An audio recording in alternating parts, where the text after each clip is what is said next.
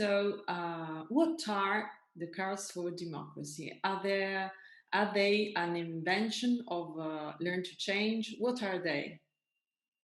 So yes, the Cards for Democracy are one of Learn to Change's products. It has been created by the active members of the association. And it's also inspired by other tools that were developed within the Pestalozzi program of the Council of Europe. So it's kind of we consider it to be a sort of partner tool, but it's also usable independently, which is very important. Cards for Democracy are a set of 60 cards, and they're intended for all people from age, let's say, 7 to any age. They can be used individually and in groups. They can be used on their own, or they can be combined with any other pedagogical or training approach or methodology that you use. The Cards for Democracy are available in more than 30 languages. The cards helped us reflect on our intention.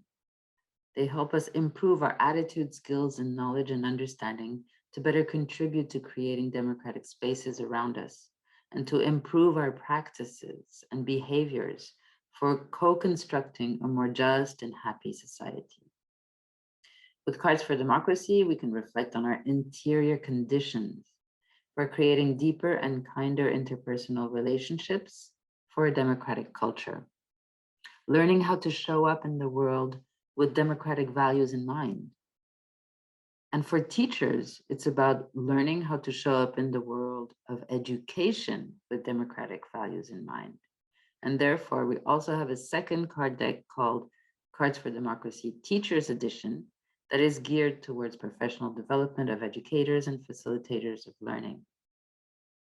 The cards are colorful, versatile, they're easy to handle, and each one is a behavior that is observable.